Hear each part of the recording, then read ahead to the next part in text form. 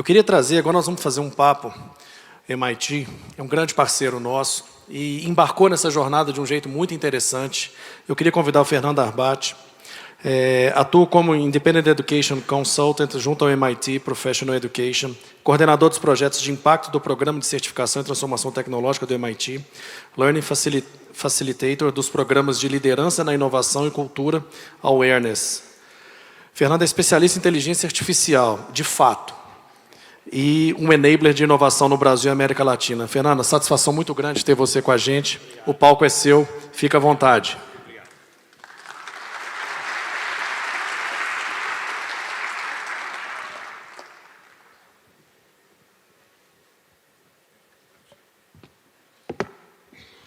Alô, oi. Pessoal, eu preparei uma apresentação aqui, mas eu vou fazer dela um pouquinho mais dinâmica, tá? Porque eu escutei todo mundo falando aqui, eu vou até fazer algo diferente, vou sentar um pouquinho, justamente para eu poder me organizar aqui, para falar com vocês tudo que eu escutei de quase todas as pessoas aqui. O que eu acho que é importante, antes de mais nada? Falar um pouquinho sobre o que eu já fiz. Eu trabalho há 30 anos com inteligência artificial, desde quando a inteligência artificial ninguém sabia o que era. E eu tenho um conceito muito interessante a respeito de inteligência artificial, proveniente de Alan Turing. Alan Turing fez, em 1950, um artigo que chamava-se O Jogo da Imitação. Alguém se lembra disso? Esse artigo ele é maravilhoso e ele traz para a gente toda essa visão da inovação. E isso é algo absolutamente fantástico, porque, na realidade, a gente já trabalha com esse conceito há muitos anos.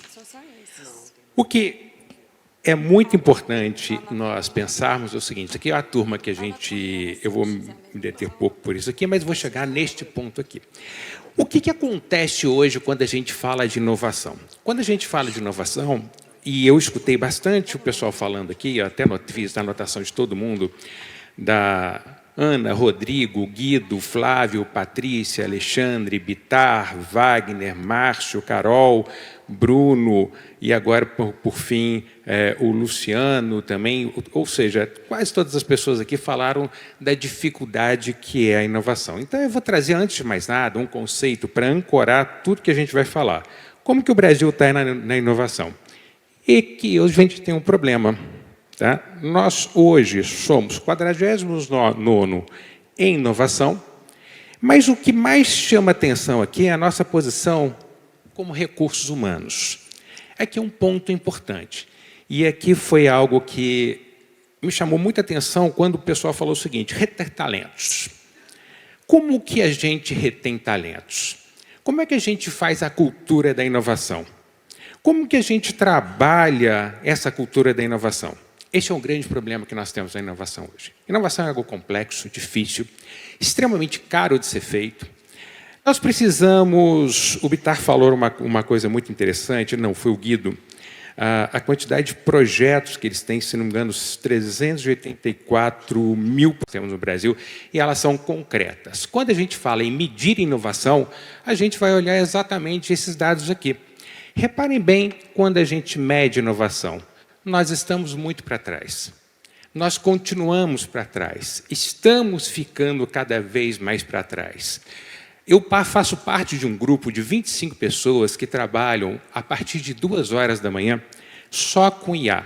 25 pessoas apenas. Essas 25 pessoas, elas trabalham com algo que está há 10 anos à frente.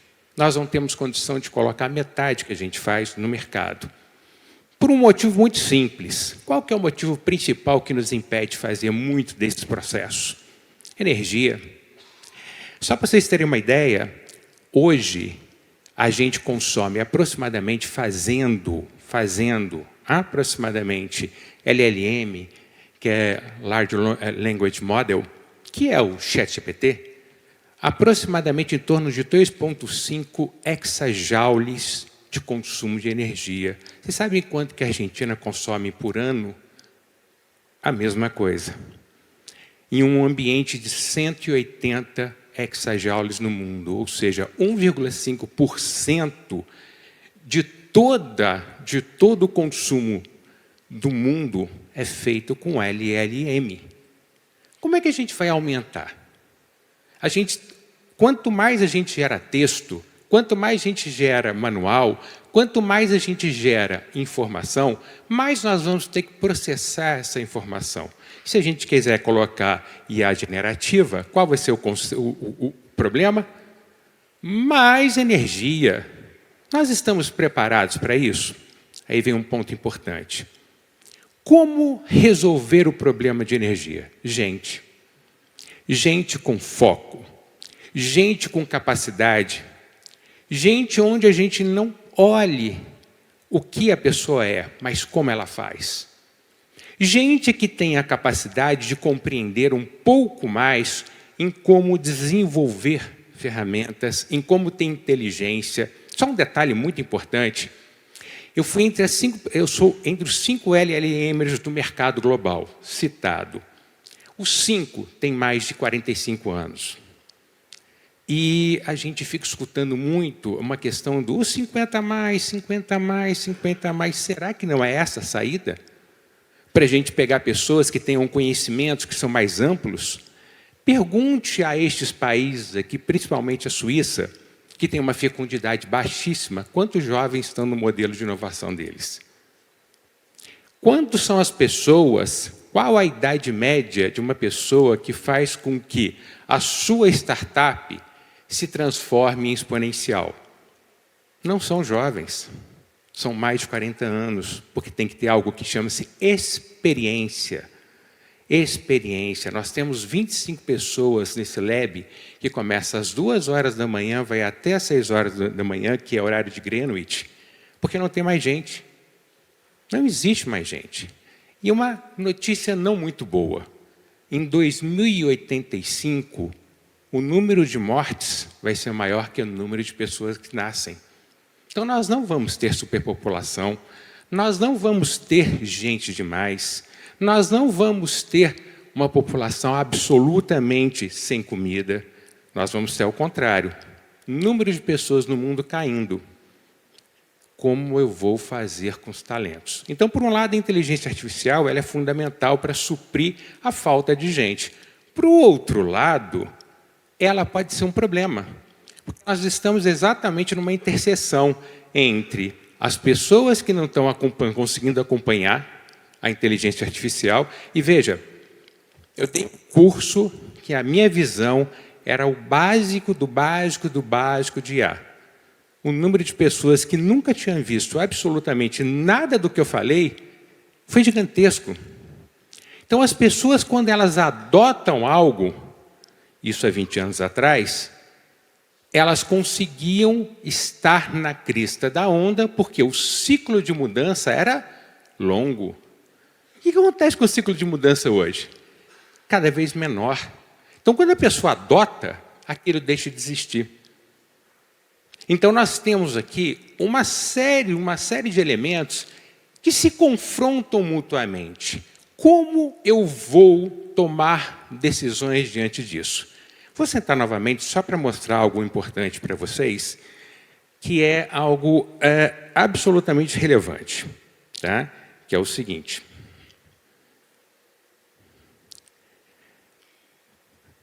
Se nós temos mais dados, nós vamos precisar mais de LLM. Mais LLM, mais energia. E aqui a gente chega em um ponto final. Nós não conseguimos hoje processar isso. Ou seja, a energia suficiente ela é impossível. Mas nós temos um outro ponto importante aqui. Por que a energia ela é muito consumida? Porque a gente não dá prioridade, a gente não dá foco. Consequentemente, a gente faz muita informação consumindo muita energia. Como eu otimizo? Colocando pessoas que saibam, pessoas que têm a capacidade de abstrair mais a informação. Esse é um ponto-chave. Esse é um ponto-chave que está matando a questão da inovação, que está matando a questão da tecnologia no Brasil. Um ponto muito importante, e aqui eu vou recordar alguns nomes interessantes das nossas falas atuais, que eu achei absolutamente fantástico, que é a questão da cultura, do ambiente. O Wagner falou um pouquinho, o Márcio falou um pouquinho, a Carol falou um pouquinho, ambiente. E o Bruno falou bastante de ambiente. Nós não fazemos inovação sem ambiente propício para inovação. Não existe inovação aonde eu tenha que vender de forma eterna o peixe internamente. Não existe. A pessoa que está lá desenvolvendo inovação, aquele garoto, e tem um detalhe muito importante, que é absolutamente fundamental todos aqui entenderem, que é o preconceito. O preconceito no Brasil é uma coisa absurdamente extrema, principalmente para quem é autista. Eu sou autista grau 2. Tive uma absoluta dificuldade de viver na sociedade. Por quê? Porque a sociedade rejeita. 100% de todas as inovações disruptivas do planeta foram feitas por autistas. E a gente rejeita quem vai criar a inovação. Rejeita pesado. A ponto de termos uma lei que diga, não, autista também é gente. Então a gente tem que pensar o seguinte, tem alguma coisa errada aqui. Qual é a nossa posição no nosso ranking global? 49º. Qual é o nosso ranking de pessoas de gestão humana? 56º. Está errado.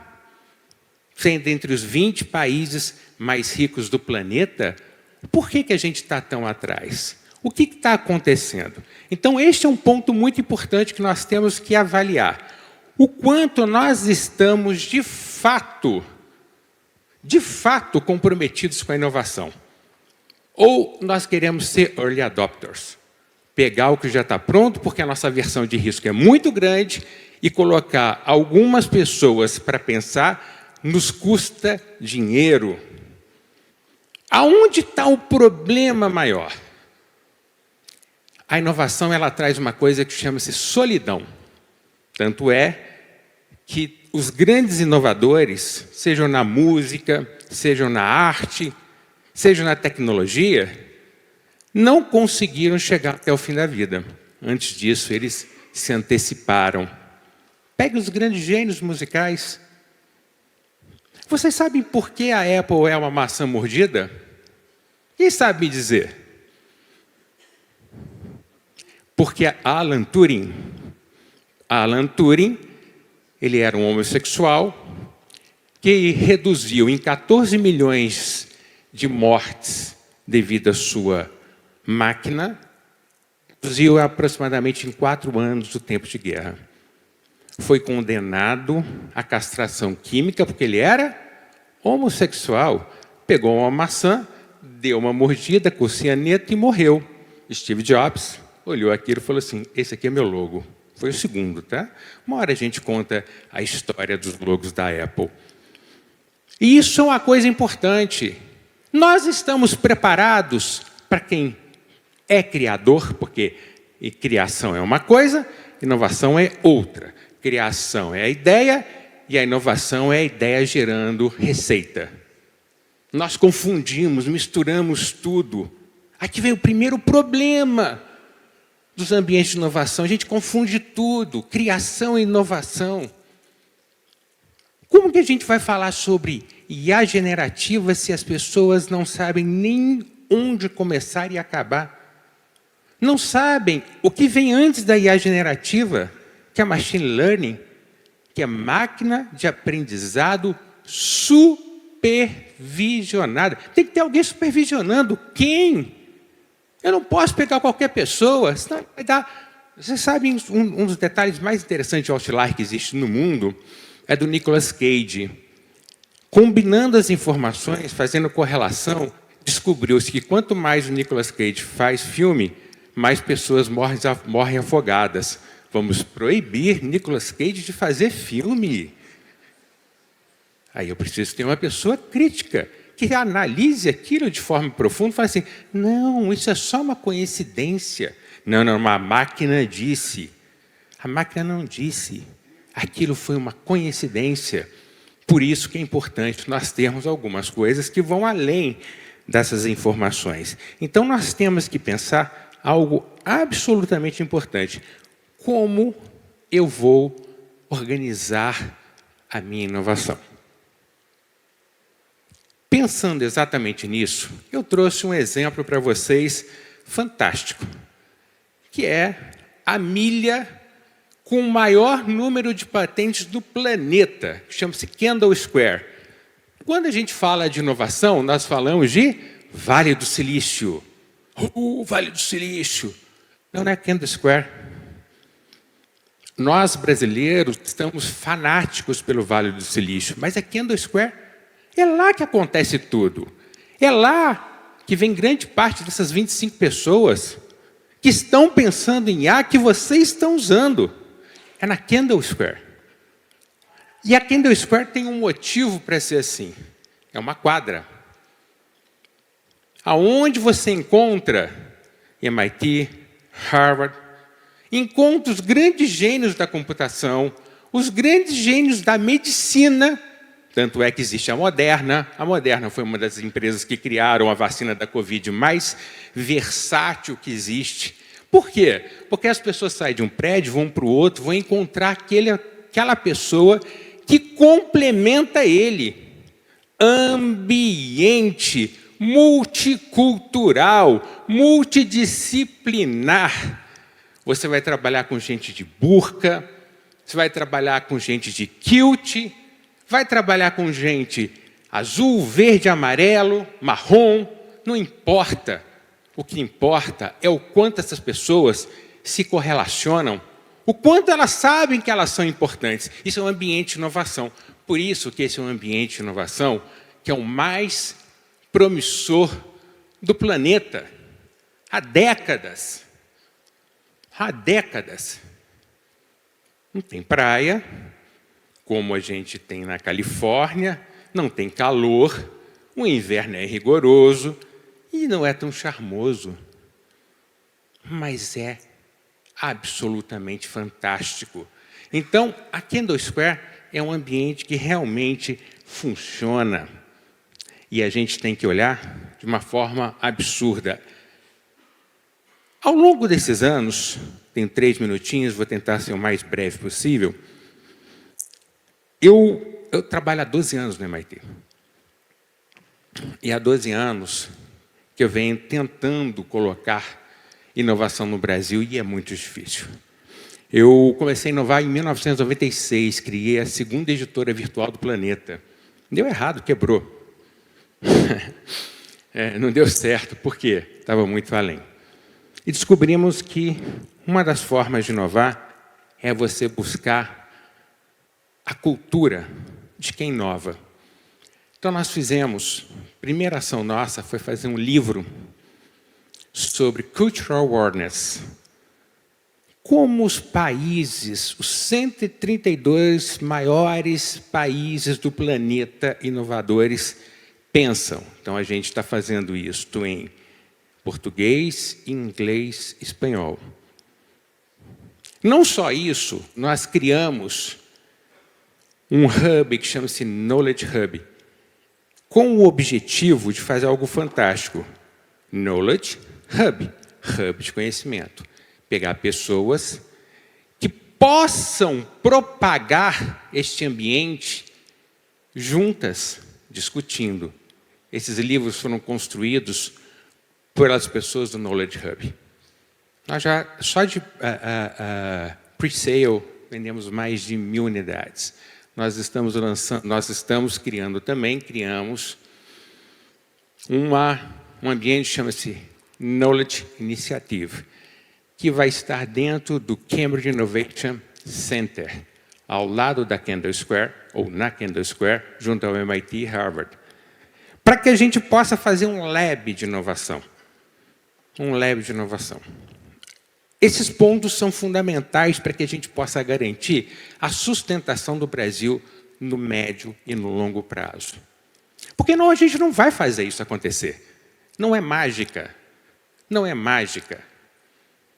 Não vamos fazer isso por mágica. Então, estamos trabalhando conhecimento, estamos trabalhando profundamente algo que se chama imergir no conhecimento. Algumas coisas importantes, e aqui a gente fez um e-book com vários artigos de inovação, no qual a gente está trabalhando. E eu gostaria de, não no início, mas ao final, dizer o seguinte. Leandro foi meu aluno, inclusive um brilhante aluno. Ele é inovador por concepção. Só vi aqui. E eu já falei com eles algumas vezes. Vamos pegar o Mind Hub e o Knowledge Hub e unir perto do MIT. As grandes empresas estão indo para lá. Não é porque lá é bonito, porque lá tem um ambiente de inovação. Então, nós estamos trabalhando pesado para que esse ambiente de inovação... E tem um detalhe muito interessante. Nós, brasileiros, costumamos falar que a gente tem um problema de tempo.